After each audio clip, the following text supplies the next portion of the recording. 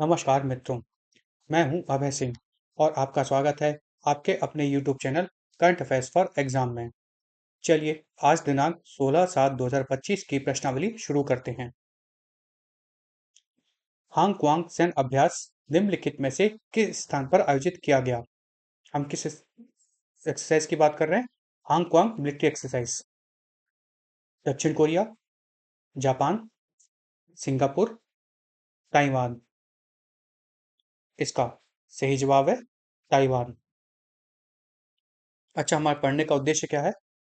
Hong Quang जो अभी हाल ही में न्यूज में था वह ताइवान का सैन्य अभ्यास था तथा ताइवान देश में आयोजित किया गया। इस अभ्यास का उद्देश्य चीन के विरुद्ध सुरक्षा को मजबूत करना है। हांग क्वांग A1 में अपने 10 दिवसीय हांगकांग सैन्य अभ्यास के दौरान अमेरिका द्वारा आपूर्ति की गई उच्च गतिशीलता आर्टिलरी रॉकेट प्रणाली अर्थात high mobility artillery rocket system HIMARS की तैनाती शुरू कर दी है। अच्छा, मैं आपको यहाँ बता देता हूँ कि चीन और ताइवान में आपस में तनातनी चलती रहती है। चीन का मानना यह है कि पूरी दुनिया में सिर्फ एक ही चाइना है और वो है और ताइवान उसका भाग है। और ताइवान का मानना है कि ताइवान चीन से अलग है और जो मेनलैंड चाइना जैसे चीन कहते हैं वह ताइवान का भाग होना चाहिए, वो ताइवान के अंदर आना चाहिए। ताइवान एक तरह से चीन से बाहर है, चीन के नीचे आता है। चलिए हाइमार्स के बारे में जानते हैं। हाइमार्स जिसे हम high mobility artillery rocket system भी कहते हैं, एक अमेरिकी निर्मित ट्रक पर लगा हुआ बहुपक्षीय रॉकेट सिस्टम है जो अपनी लंबी दूरी की सटीक मारक क्षमता के लिए जाना जाता है। चलिए अगले प्रश्न पर आते हैं। न्यू कैलेडोनिया निम्नलिखित में से किस देश में स्थित है? Britain, Spain, France, Italy. इसका सही जवाब है फ्रांस। न्यू कैलेडोनिया फ्रांस में स्थित है। न्यू कैलेडोनिया दक्षिण पश्चिम प्रांत महासागर के द्वीपों का एक समूह है। चलिए हम ये जानते हैं कि हम इसके बारे में क्यों पढ़ रहे हैं। असल में फ्रांस और न्यू कैलेडोनिया ने एक समझौते पत्र की घोषणा की है जिसके तहत न्यू कैलेडोनिया को एक नया राज्य घोषित किया जाएगा। किसके अंडर? फ्रांस के अंडर। समझौते में दोहरी राष्ट्रीयता, आर्थिक पुनरुद्धार और निकल प्रसंस्करण अर्थात डुअल नेशनलिटी, इकोनॉमिक रिवाइवल और निकल प्रोसेसिंग को बढ़ावा देने के लिए प्रस्ताव रखा गया है। अच्छा, हम ये जो न्यू कैलेडोनिया वाला क्या है, इसका मामला क्या है? असल में 2024 में न्यू कैलेडोनिया में एक दंगे हुए थे। किसके प्रस्तावित संवैधानिक परिवर्तन को लेकर वहां पर दंगे हुए थे। इसमें समझौते में फ्रांसीसी गणराज्य के भीतर न्यू कैलेडोनिया राज्य बनाने का प्रस्ताव रखा गया था तथा उनको थोड़ी बहुत आजादी भी दी गई है। चलिए अगले प्रश्न पर आते हैं। निम्नलिखित में से किस देश ने श्रीलंका के अनुराधापुरा में 90 नए घरों का उद्घाटन किया है? भारत, चीन, अमेरिका, फ्रांस। इसका सही जवाब है भारत। श्रीलंका के प्रधानमंत्री डॉक्टर हेनी अमरसूरिया और भारतीय उच्चायुक्त श्री संतोष झा ने संयुक्त रूप से अनुराधापुरम के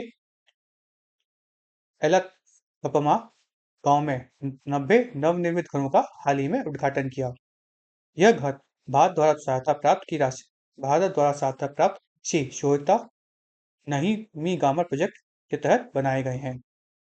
फ्रेंड्स, ये जो भारत का जो चलता रहता है दूसरे देशों में जो सहायता देने का, इसके बारे में आप पॉइंट्स पॉइंट्स याद कर लिया करिए। पॉइंट्स के बारे में पूछा जा सकता है, ज़्यादा डिटेलिंग नहीं की जाएगी। डिटेलिंग कहाँ की जाती है? जहाँ मैटर बड़ा होता है। हालांकि ये भी मैटर बड़ा है। एससीओ के विदेश मंत्री ने हाल ही में निम्नलिखित में से किस देश में मिले? रूस, चीन, किर्गिस्तान, तजिकिस्तान। इसका सही जवाब है चीन। एससीओ अभी हाल ही में बहुत न्यूज़ में रहा है। आपको याद होगा, मैं आपको बता दूं इसके बारे में बताने से पहले कि कुछ समय पहले ही हमारे देश के रक्षा मंत्री श्री राजनाथ सिंह ये एससीओ की समिट अटेंड करने के लिए चीन में गए थे। वहां पर क्या हुआ था कि उन्होंने एक जॉइंट डिक्लेरेशन बनाया था। हमारे देश के रक्षा मंत्री ने उस जॉइंट डिक्लेरेशन पर साइन करने से मना कर दिया था क्योंकि उसमें पहलगाम में हुए आतंकवादी हमले का जिक्र नहीं था। इस कारण से एससीओ न्यूज में था। हाल ही में हमारे देश के जो विदेश मंत्री हैं, Shri doctor S Jaishankar, SCO की समिट के लिए चीन पहुंचे थे। अच्छा, ये एससीओ की समिट जो फॉरेन मिनिस्टर्स की थी, ये चाइना में हुई और ये चाइना के टाइजीन प्रांत में हुई थी। हमारे देश के विदेश मंत्री डॉक्टर एस जयशंकर उनके चाइनीज काउंटर पार्ट वैंग यी से बीजिंग में मिले। चलिए अब एससीओ के बारे में जानते हैं। एससीओ, जिसे हम शंघाई सहयोग संगठन अर्थात शंघाई कॉपरेशन ऑर्गेनाइजेशन भी कहते हैं, एक स्थायी अंतर्राष्ट्रीय अंतर सरकारी संगठन है। क्या है? स्थायी अंतर्राष्ट्रीय अंतर सरकारी संगठन जो राजनीतिक, आर्थिक और सुरक्षा सहयोग पर केंद्रित है। यहाँ ये तीनों एंगल कवर किए गए हैं। अर्थात कौन से? पॉलिटिकल, इकोनॉमिक और सिक्योरिटी। ये आप बात याद रखें। क्वाड सिक्योरिटी मामलों में अभी इतना एंगेज नहीं कर रहा है। बना वो चाइना को देखते ही है, पर अभी नहीं कर रहा है। थोड़ा बहुत एक्साइज करता है।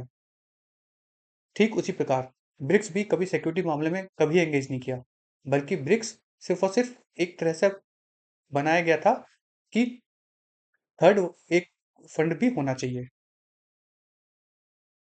शंघाई संगठन की स्थापना 2001 में चीन, कजाकिस्तान, किर्गिस्तान, रूस, उज्बेकिस्तान और तजिकिस्तान द्वारा की गई थी। अच्छा, भारत और पाकिस्तान 2017 में इसमें शामिल हुए थे और ईरान 2023 में इसमें शामिल हुआ था। किसमें? एससीओ में। इसका सचिवालय किसका? एससीओ का, वो कहाँ पर है? बीजिंग में है। अच्छा, एससीओ में एक क्षेत्रीय आतंकवादी विरोधी संरचना भी शामिल है। मैंने बताया ना कि ये लोग सिक्योरिटी मैटर्स पे भी आपस में एंगेज करते हैं, जिस जिसे हम regional anti terrorist structure rats कहते हैं। अच्छा, इस रैट्स का जो हेडक्वार्टर है, उसका मुख्यालय है, वो उज्बेकिस्तान के ताशकंद में है। चलिए अगले प्रश्न पर आते हैं। निम्नलिखित में से किस देश ने 34 मैत्री पुरस्कार की घोषणा की है? UK, France, Australia, Spain. इसका सही जवाब है ऑस्ट्रेलिया। हाल ही में ऑस्ट्रेलिया ने भारत के साथ संबंधों को बढ़ावा देने के लिए 34 मैत्री पुरस्कारों की घोषणा की है। फ्रेंड्स, मैं कोशिश करता हूँ कि कोई भी जो इंफॉर्मेशन है या कोई न्यूज़ है, उसके आसपास की चीज़ों को भी कवर कर सकूँ, जो मेरे को लगता है सही है, ज़रूरी है। अगर आपको और भी इंटरेस्ट आता है तो आप गूगल करके और भी जानकारी इकट्ठी कर सकते हैं। पर मेरे को जो सही लगता है, ज़रूरी लगता है, वो ज़रूर मैं कवर करता हूँ, ताकि आपको पता होना चाहिए कि उसके आसपास क्या-क्या है, या उस देश के बारे में क्या-क्या है, या उस न्यूज़ से रिलेटेड क्या-क्या है। क्योंकि ज़रूरी है कि आपको आपसे वो न्यूज़ ही पूछे। हो सकता है उसके आप आसपास की चीज़ें पूछ ले, तो आपको सारा ज्ञान होना चाहिए। अच्छा, मैत्री अनुदान का प्रबंधन ऑस्ट्रेलिया भारत संबंध के द्वारा केंद्र द्वारा किया जाता है। इसका उद्देश्य प्रौद्योगिकी, व्यापार, शिक्षा, संस्कृति के क्षेत्र में भारत के साथ अधिक आदान प्रदान और सहयोग को बढ़ावा देना है। चलिए अगले प्रश्न पर आते हैं। हाल ही में हाशिम कुमार घोष को निम्नलिखित में से किस राज्य का राज्यपाल नियुक्त किया गया है? गोवा, केरल, महाराष्ट्र, हरियाणा। इसका सही जवाब है हरियाणा। फ्रेंड्स, हरियाणा के चीफ मिनिस्टर का नाम क्या है? कमेंट में बताइएगा। हाल ही में हाशिम कुमार घोष को हरियाणा का राज्यपाल नियुक्त किया गया है। चलिए अगले प्रश्न पर आते हैं। निम्नलिखित में से किसने 75वें प्रधानमंत्री दिव्यांग केंद्र का उद्घाटन किया? Shri Narendra Modi, Shri B L Sharma Verma, Shri Rajnath Singh, Shri Amit Shah. इसका सही जवाब है श्री बी एल वर्मा। हाल ही में केंद्रीय सामाजिक न्याय आधिकारिता राज्य मंत्री है ना, डॉक्टर बी एल वर्मा ने उत्तर प्रदेश के बदायूं में 75वें प्रधानमंत्री दिव्यांग केंद्र का उद्घाटन किया। अच्छा, बदायूं में नव स्थापित ये जो पीएमडीके और एडीआईपी की योजना और राष्ट्रीय व्योष्ठी योजना के तहत दिव्यांगजनों और वरिष्ठ नागरिकों को सहायक उपकरण उपलब्ध कराए जाएंगे। अब हम ये जो पीएमडीके और एडीआईपी की योजना है, इसके बारे में जानते हैं। एडीआईपी योजना और राष्ट्रीय वयोश्री योजना के अंतर्गत पात्र लाभार्थियों को ट्राईसाइकिल, व्हीलचेयर, श्रवण यंत्र, वॉकर, कृत्रिम अंग और गतिशीलता सहायक उपकरण सहित उपकरण निःशुल्क प्रदान किए जाएंगे। प्रधानमंत्री दिव्यांग केंद्र प्रधानमंत्री दिव्यांग केंद्र जो मतलब पीएमडीके एक अनूठी पहल है, जिसका उद्देश्य पात्र दिव्यांग और बुजुर्ग लाभार्थियों के लिए आकलन, मूल्यांकन, परामर्श, वितरण के बाद देखभाल सहित एक ही छत के नीचे एकीकृत सेवाएं प्रदान करना है, ताकि उनका जीवन थोड़ा सरल बन सके।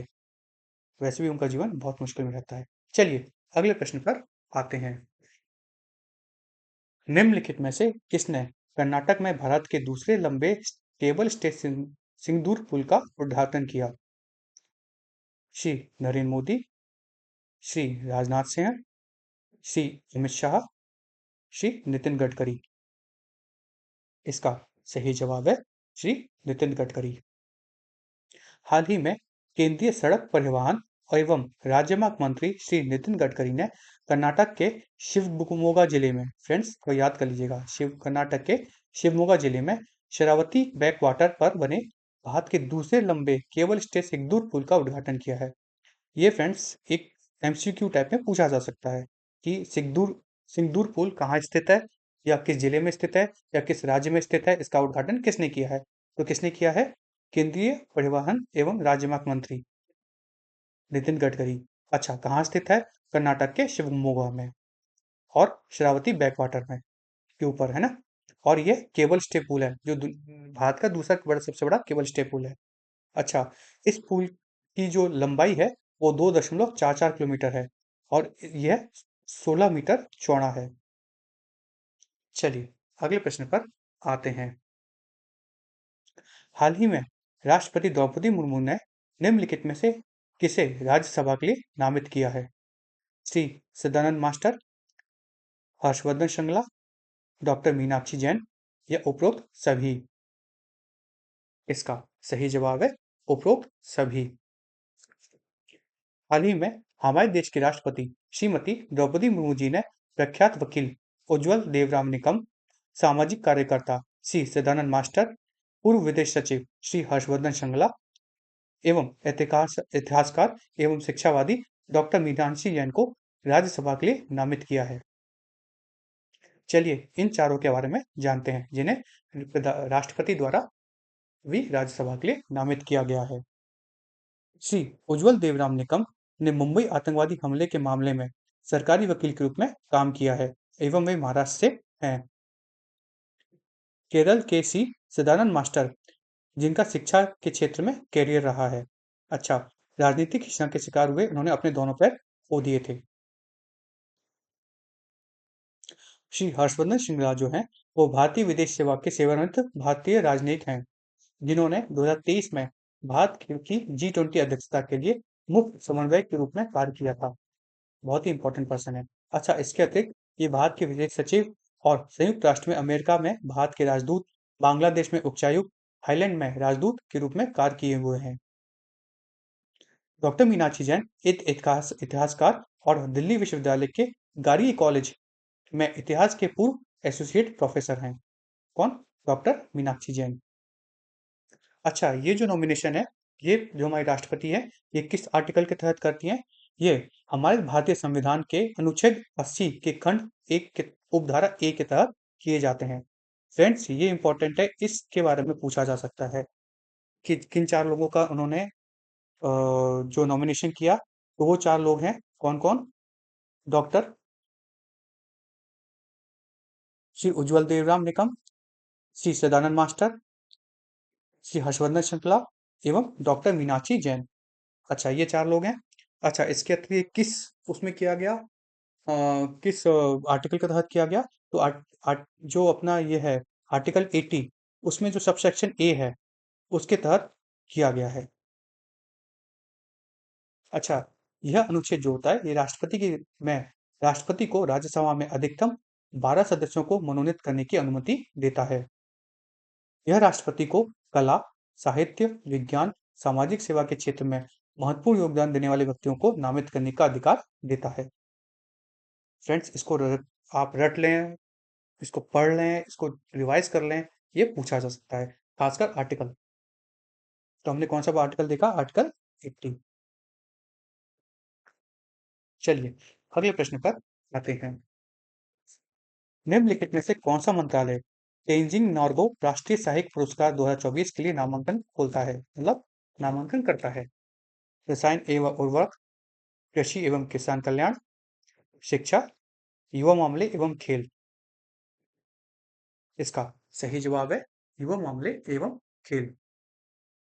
केंद्रीय युवा मामले एवं खेल मंत्रालय ने प्रतिष्ठित तेंजिंग नोर्गे राष्ट्रीय पुरस्कार 2024 के लिए नामांकन शुरू की घोषणा की है। यह साहसिक कार्यों में उत्कृष्ट उपलब्धियों को मान्यता देता है, जिसका उद्देश्य चुनौतीपूर्ण परिस्थितियों में युवाओं में सहनशीलता, जोखिम उठाने की क्षमता, सहयोगात्मकता, टीम वर्क और त्वरित प्रतिक्रिया को बढ़ावा देना है।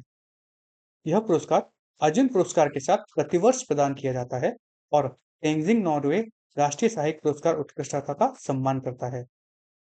अच्छा, यह किन श्रेणियों में दिया जाता है? ये 4 श्रेणियों में दिया जाता है। कौन सी? Land adventure, water adventure, air adventure, lifetime achievement for adventure activities. कौन सा?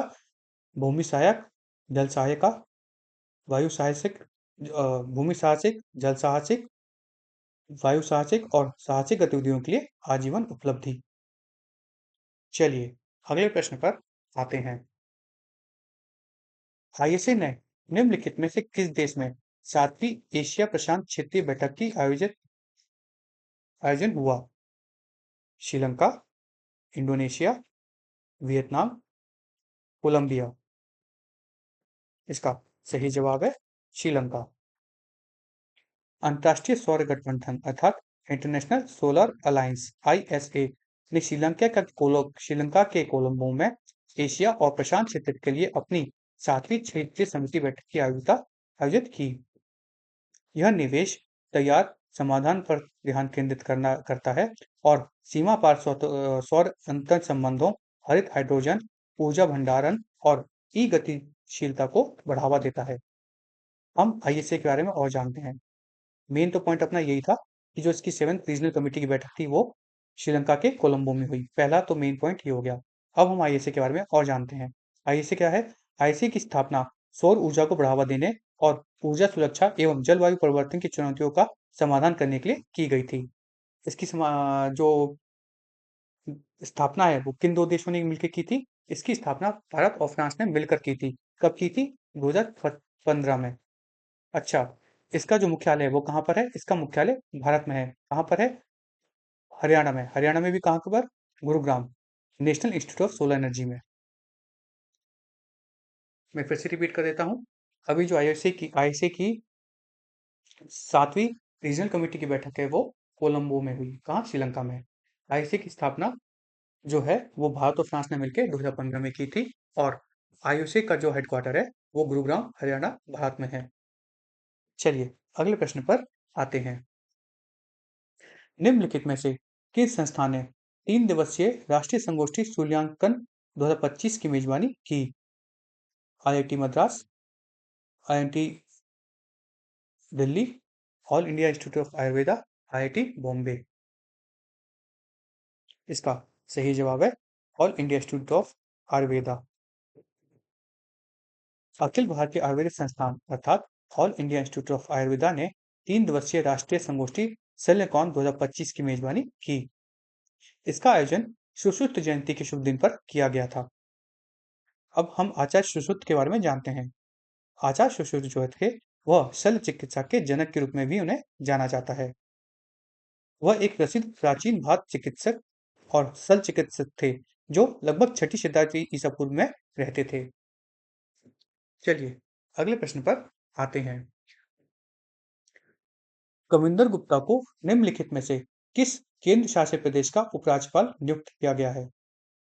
लद्दाख, चंडीगढ़, लक्षद्वीप, पुडुचेरी। इसका सही जवाब है लद्दाख। कविंदर गुप्ता को लद्दाख का उपराज्यपाल नियुक्त किया गया है। नाम याद कर लीजिएगा, श्री कविंदर गुप्ता। चलिए अगले प्रश्न पर आते हैं। निम्नलिखित में से कौन सी संस्था भारतीय नौसेना को विकिरण निगरानी और मॉनिटरिंग प्रणाली सौंपती है? ISRO, HAL, PEL, DRDO। इसका सही जवाब है DRDO। DRDO ने भारतीय नौसेना को विकिरण निगरानी एवं मॉनिटरिंग प्रणाली सौंपी है। इसे हम रेडिएशन सर्वेलेंस और मॉनिटरिंग सिस्टम भी कहते हैं। अच्छा, इसमें छह स्वदेशी रूप से डिजाइन किए गए उत्पादों में जो नाम है वो है gamma radiation aerial surveillance system grass, environmental surveillance system, environmental surveillance vehicle ESV, vehicle radiology contamination monitoring system VRCMS, under water gamma radiation monitoring system UGRMS, dirt extractor cross contamination monitoring system DCON और organ radioactivity detection system ODRS इस परमाणु प्रभावित क्षेत्रों में विकिरण की हवाई निगरानी के लिए विकसित किया गया है। चलिए अगले प्रश्न पर आते हैं। जून 2025 में भारत की मुद्रास्फीति क्या थी, अर्थात इन्फ्लेशन? 2.1, 2.4, 2.6, 2.8। इसका सही जवाब है 2.1। भारत की खुदरा मुद्रास्फीति जून में 2.1 थी, जिसे हम कंज्यूमर प्राइस इंडेक्स भी कहते हैं। अच्छा, भारत की खुदरा मुद्रास्फीति उपभोक्ता मूल्य सूचकांक के द्वारा मापी जाती है। भारत की खुदरा मुद्रास्फीति के आंकड़े सांख्यिकी और कार्यक्रम कार्यान्वयन मंत्रालय द्वारा जारी किए जाते हैं। किसके द्वारा? Ministry of statistics programme implementation. अच्छा, हम इस बारे में पढ़ क्यों रहे हैं? क्योंकि ये जो 2.1 की दो CPI नापी गई है, ये बहुत कम है। बहुत सालों बाद इतना कम कंज्यूमर इन्फ्लेशन हुआ है। फ्रेंड्स, आज का सेशन यही समाप्त होता है। चलिए आज जो हमने पढ़ा है उसका रिवीजन कर लेते हैं। ताइवान के हुआंगफुंग सैन्य अभ्यास का आयोजन किया गया। फ्रांस और न्यू कैलेडोनिया ने नए समझौते की घोषणा की, जिसके तहत न्यू कैलेडोनिया को एक नया राज्य घोषित किया जाएगा। श्रीलंका के प्रधानमंत्री डॉक्टर हिरनी सूर्या और भारतीय उच्चायुक्त संतोष झा ने संयुक्त रूप से अनुराधापुरा के एलापथमा गांव में नवनिर्मित भवनों का उद्घाटन किया। डॉक्टर एस जयशंकर ने हाल ही में चीन का दौरा किया, जहां उन्होंने बीजिंग में अपने समकक्ष वांग यी से मुलाकात की। अच्छा, इसमें अपडेट ये भी है कि उन्होंने वहाँ के जो प्रीमियर है जी जिनपिंग, उनसे भी मुलाकात की है। किसने? हमारे देश के विदेश मंत्री डॉक्टर एस जयशंकर ने। ऑस्ट्रेलिया ने भारत के साथ संबंधों को बढ़ावा देने के लिए 34 मैत्री पुरस्कारों की घोषणा की। केंद्रीय सामाजिक न्याय एवं अधिकारिता राज्य मंत्री BL वर्मा उत्तर प्रदेश के बदायूं में 75वें प्रधानमंत्री दिव्यांग केंद्र का उद्घाटन करेंगे।